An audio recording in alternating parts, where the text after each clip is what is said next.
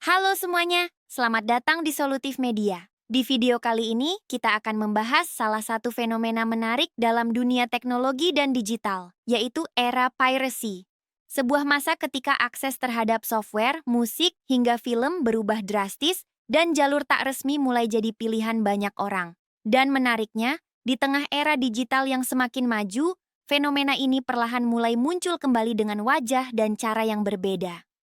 Simak selengkapnya perjalanan fenomena ini, sebuah cerita lama yang kini kembali relevan. Mari kita bahas bersama. Selamat menyaksikan.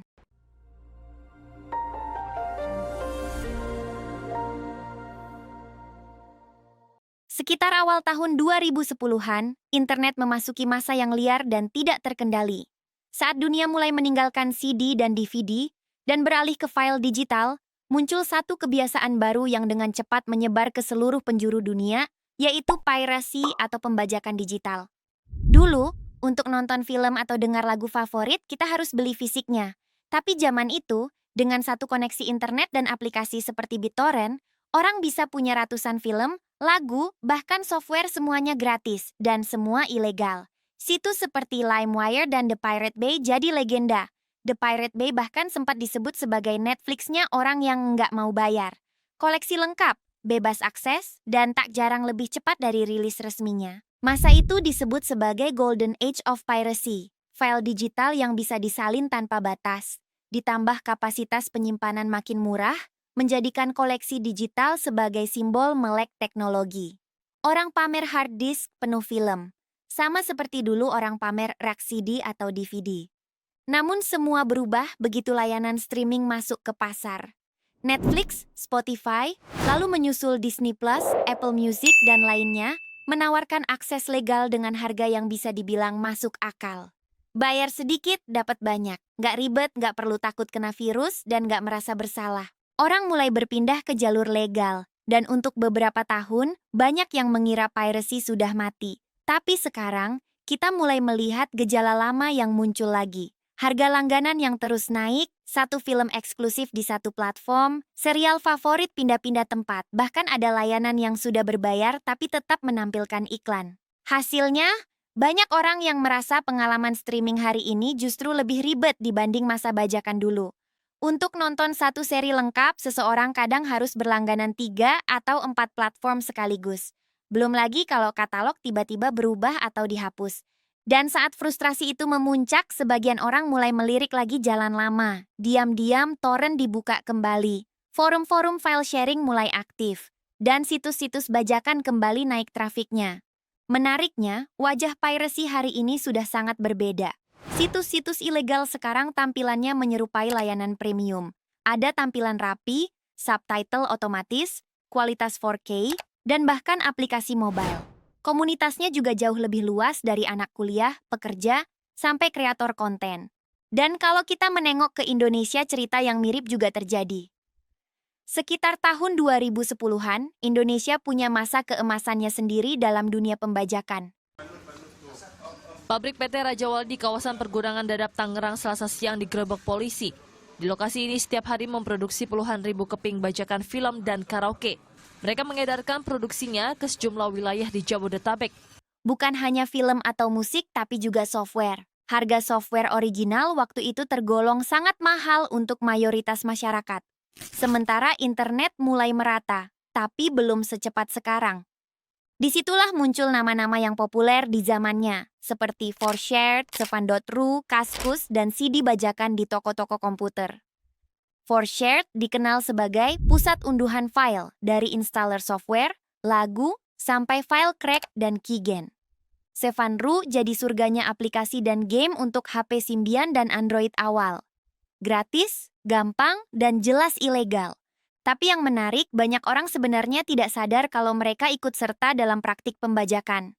Contohnya saat membeli laptop atau komputer baru yang sudah terpasang sistem operasi seperti Windows, Office, atau program lain dengan harga jauh lebih murah dari versi resmi. Banyak yang mengira itu adalah paket resmi dari toko, padahal yang digunakan adalah versi tidak berlisensi. Fenomena ini begitu umum terjadi, sampai-sampai sebagian masyarakat tidak menyadari bahwa mereka sedang menggunakan software bajakan.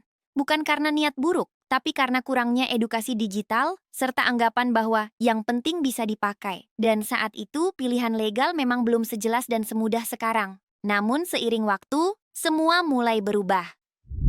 Microsoft beralih ke model langganan dengan Office 365. Adobe memperkenalkan Creative Cloud. Banyak pengembang mulai menawarkan versi gratis atau diskon khusus pelajar. Pemerintah juga mulai mengetatkan aturan, melakukan sosialisasi, dan bahkan razia software ilegal di berbagai kota. Dan di saat yang sama, muncul juga gerakan alternatif penggunaan aplikasi open source. Orang mulai melirik software gratis dan legal seperti GIMP, Blender, atau LibreOffice sebagai pengganti versi bajakan. Sekilas, ini terlihat seperti kemajuan besar. Tapi apakah pembajakan benar-benar berhenti? Belum tentu. Sekarang, mari kita lihat datanya. Menurut laporan dari IFPI di tahun 2009, lebih dari 95% musik yang diunduh secara global saat itu adalah bajakan. Dan di Indonesia, menurut BSA di tahun 2011, 86% software yang digunakan adalah ilegal, menjadikan Indonesia salah satu negara dengan tingkat pembajakan tertinggi di Asia. Lalu, di tahun 2023, laporan dari Deloitte menunjukkan bahwa 57% pengguna layanan streaming merasa frustrasi karena konten tersebar di banyak platform, dan sekitar 40% mulai mempertimbangkan kembali menggunakan jalur ilegal. Artinya, kondisi yang dulu mendorong orang ke jalur bajakan sekarang mulai muncul lagi, tapi dalam bentuk dan konteks baru. Kita menghadapi fenomena yang kompleks. Di satu sisi, kesadaran hukum digital makin tumbuh. Tapi di sisi lain, tekanan ekonomi dan pengalaman pengguna yang buruk membuat piracy kembali terlihat menggoda. Jadi, apakah piracy akan bangkit lagi? Jawabannya mungkin iya, tapi tidak dengan wajah yang sama. Piracy modern lebih halus, tersembunyi, dan terintegrasi. Sudah bukan soal membajak saja, tapi tentang menjawab kebutuhan yang tidak terpenuhi oleh sistem legal. Dan ini bukan hanya soal moralitas. Banyak orang membajak bukan karena ingin berniat buruk, tapi karena merasa tidak punya pilihan. Saat sistem legal tidak ramah, tidak adil, dan tidak fleksibel, jalur alternatif akan selalu terbuka. Yang jelas, masa depan ekosistem digital baik di dunia maupun di Indonesia ditentukan oleh satu hal penting. Apakah kita, sebagai pengguna, merasa dipahami?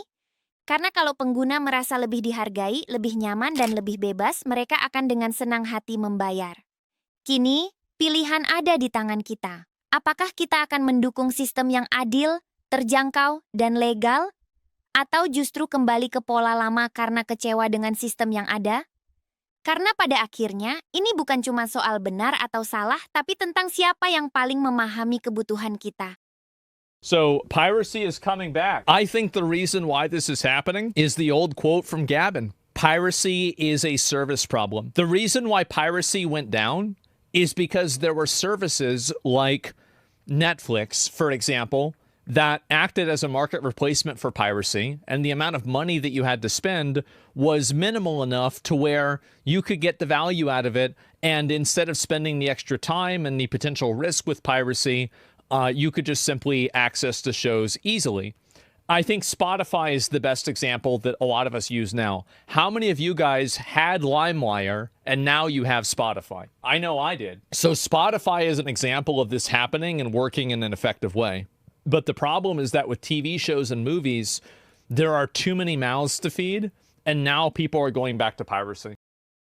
Nah, itu dia pembahasan kita tentang era bangkitnya piracy, sebuah fenomena yang pernah mendominasi dunia digital, dan kini mulai menunjukkan tanda-tanda kemunculan kembali.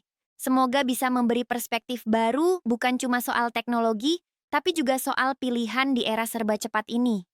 Sampai ketemu di video selanjutnya, tetap solutif dan inovatif. Bye-bye!